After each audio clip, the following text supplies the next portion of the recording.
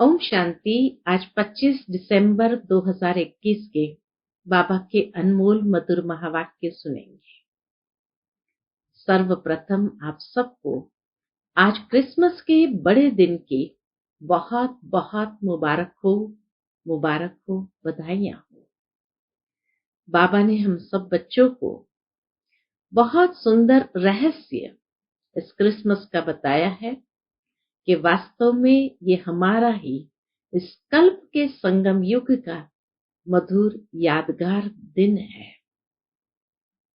जबकि शिव बाबा परमात्मा बूढ़े बाबा ब्रह्मा बाबा में आकर के सभी आत्माओं को इस बेहद की रात्रि के समय अनेक प्रकार के गिफ्ट्स बांटते हैं, मिठाइयां बांटते हैं। साथ ही साथ क्रिसमस ट्री को सजाते हैं, अर्थात हमारे कल्प वृक्ष की यादगार है। जब एकदम ऊपर में सारा वृक्ष फलीभूत हो जाता है तो अंत समय में उस परमात्मा का अवतरण होता है और तभी आत्माओं की ज्योति पुनः जगाई जाती है और वो लाइट्स के रूप में टिमटिमाने लगते हैं। साथ ही साथ इस कल्प वृक्ष के नीचे में भी अनेक प्रकार के गिफ्ट्स रखे जाते हैं, सौगातें रखी जाती है जो सबको बांटते हैं।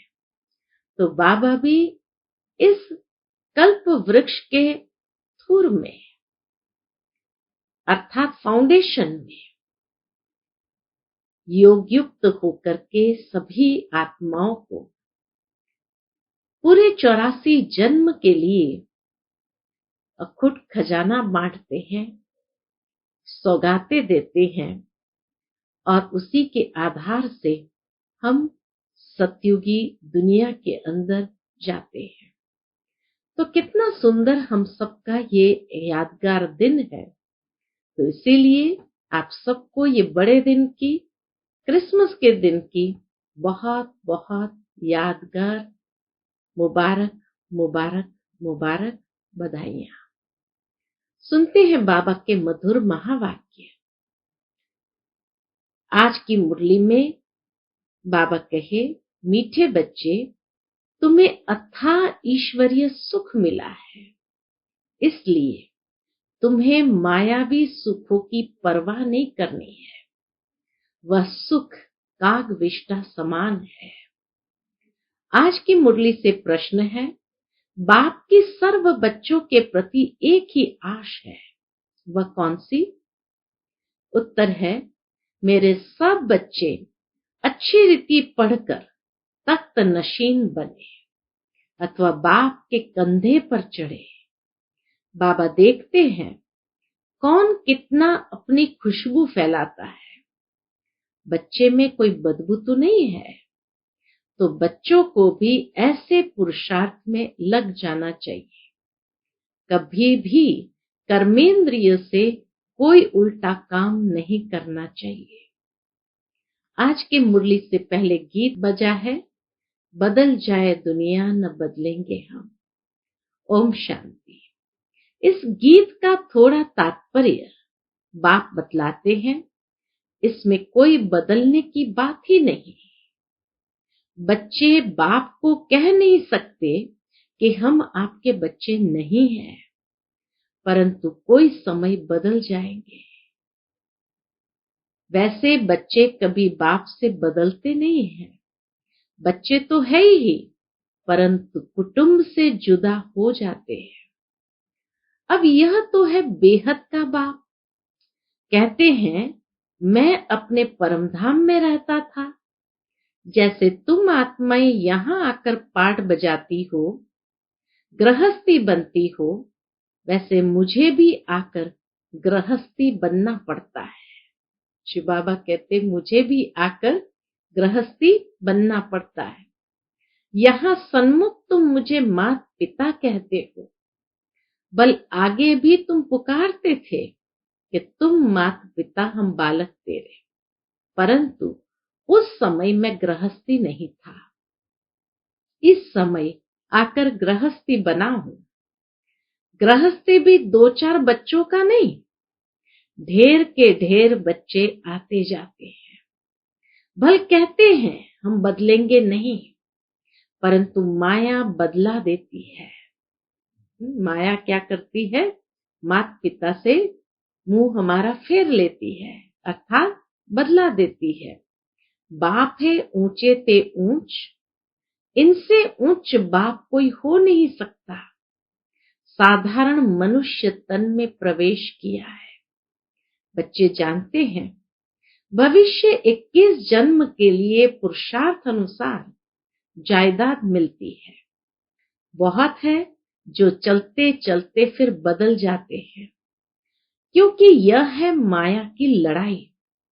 आगे तुम माया के थे, अभी बाप ने अडॉप्ट किया है।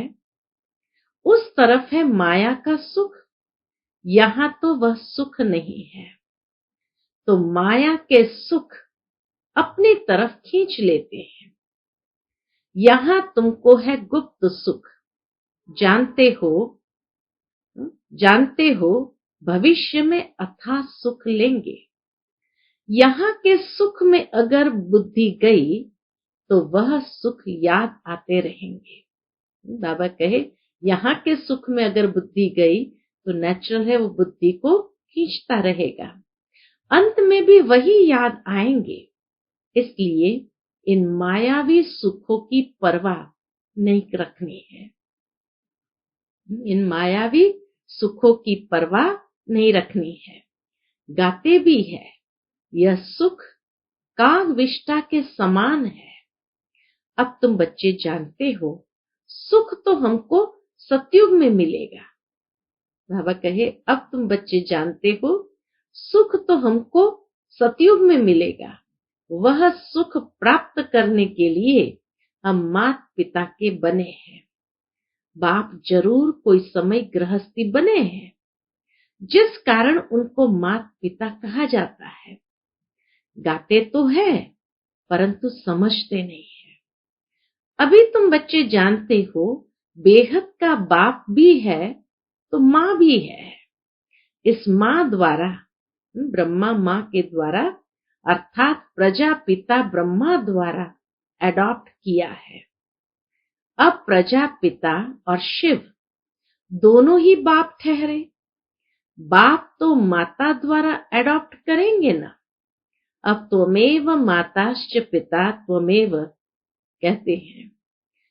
इनको कहे या ब्रह्मा को कहे, त्वमेव माताश्च पिता, ये किसको कहे? बाबा कहे इनको कहे, शिव बाबा को कहे या ब्रह्मा को कहे। गाते तो है हम सब ब्रदर्स हैं, वह फादर है, उसमें तो माता का प्रश्न ही नहीं। गाया जाता है तुम मात पिता हम बालक तेरे। अब मात पिता कैसे बनते हैं? ये वंडरफुल बातें हैं समझने की। मनुष्य मूंझते भी है क्योंकि शरीर तो मेल का है ना, इसलिए माता अडॉप्ट की गई।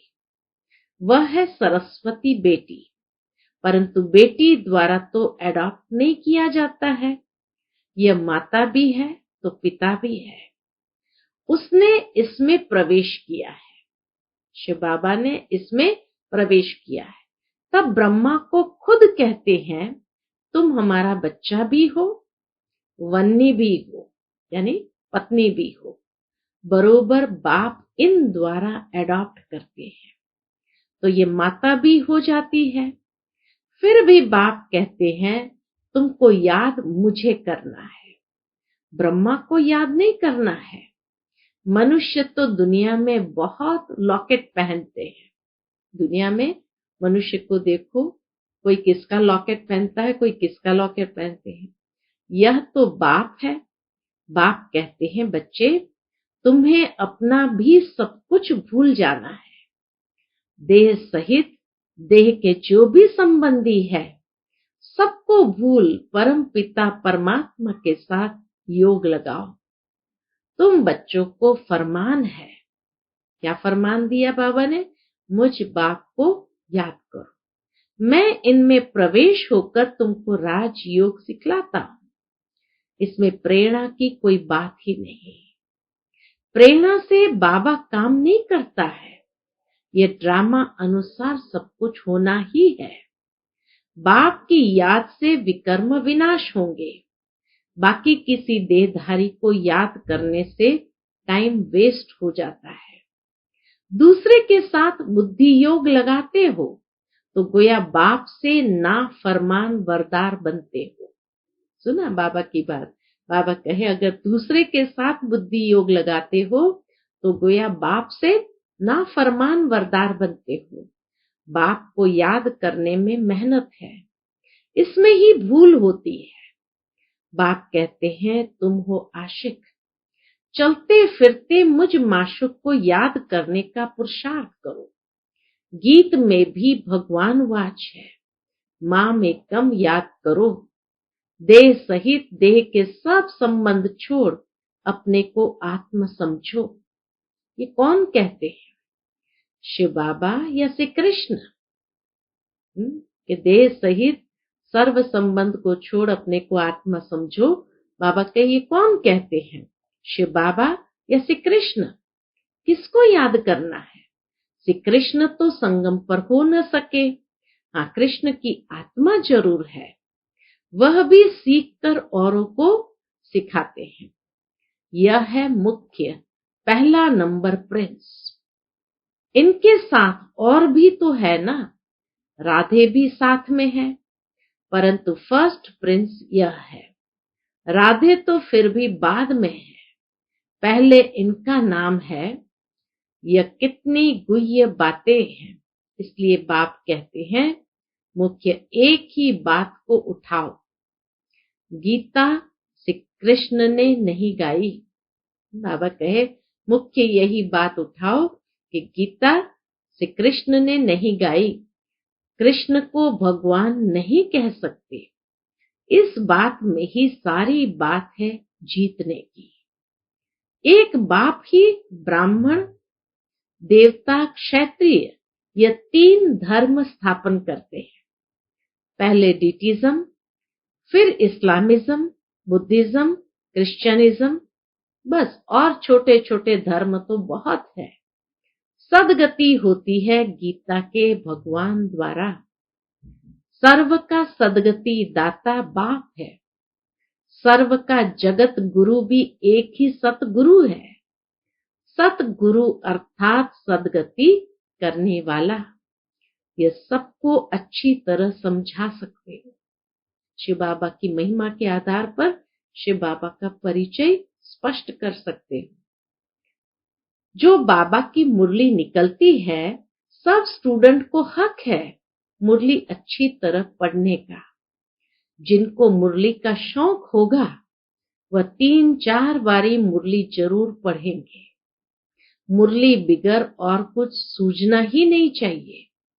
मुरली को कोई 5-8 बारी अच्छी रीति पढ़े तो ब्राह्मणी से भी ऊंच जा सकते हैं। कितना बाबा मुरली का इम्पोर्टेंस बता रहे हैं।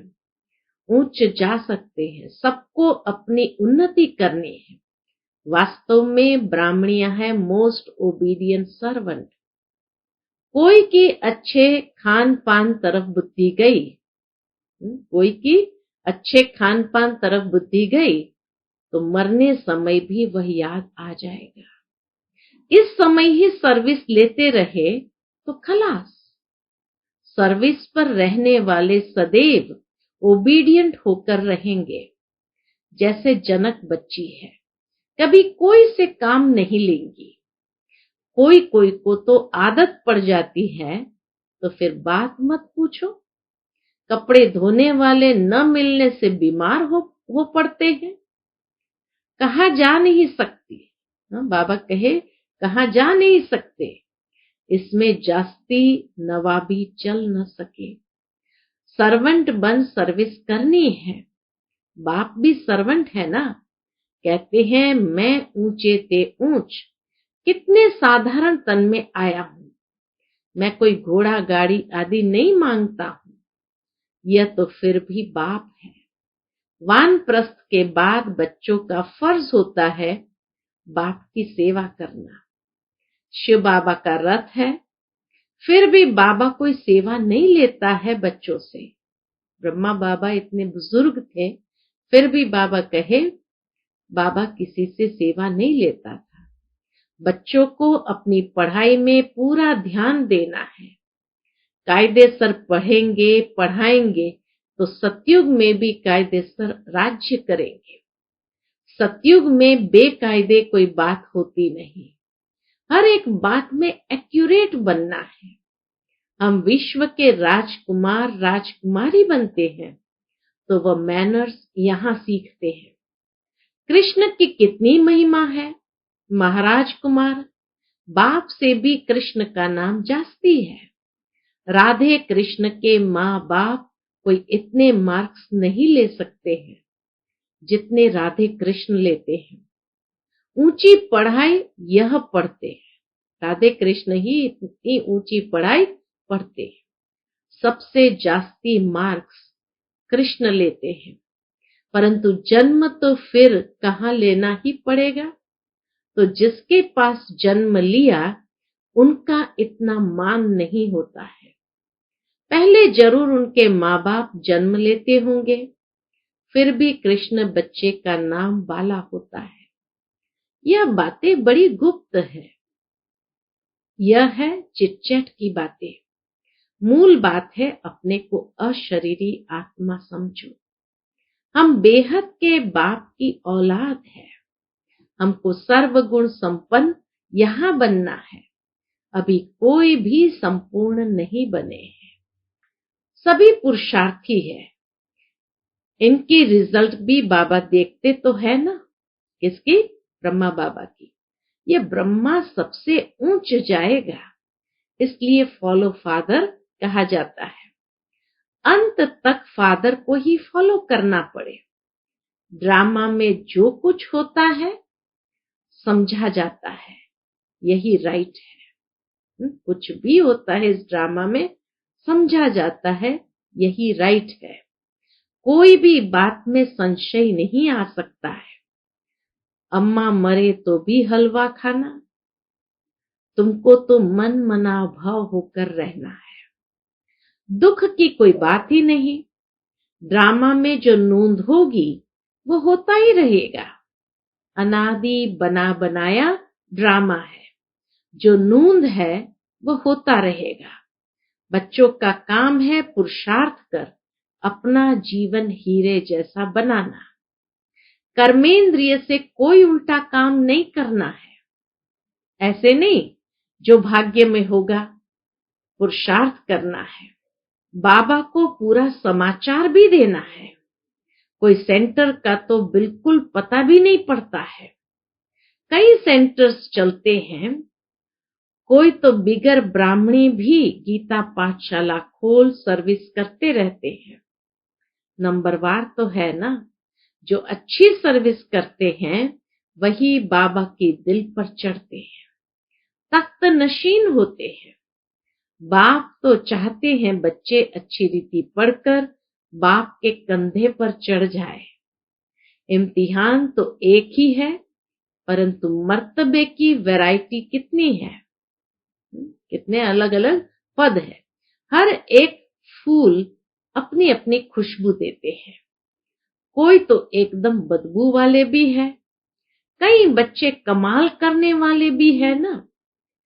प्रेम है, मनोहर है, दीदी है, इनकी सब महिमा करते हैं।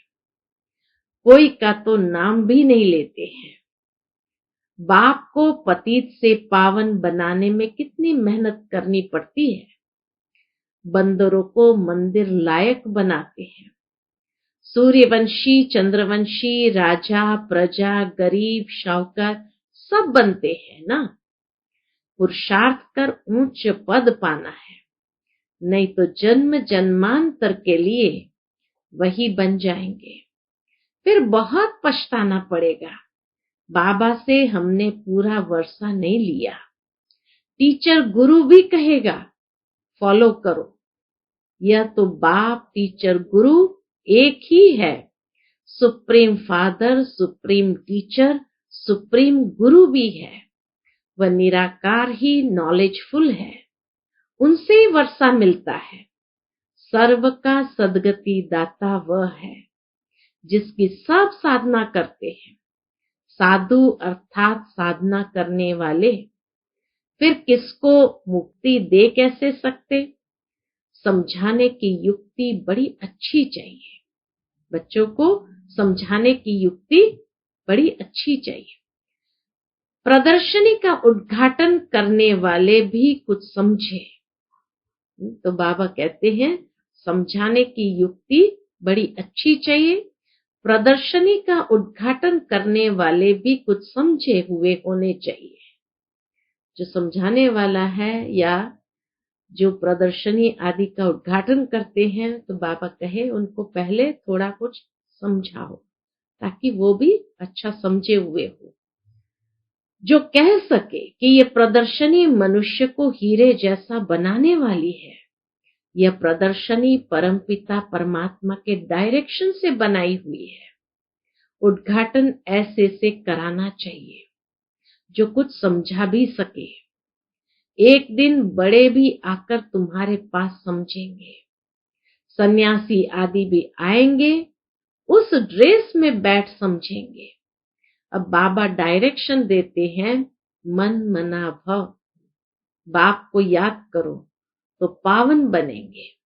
विनाश भी सामने खड़ा है।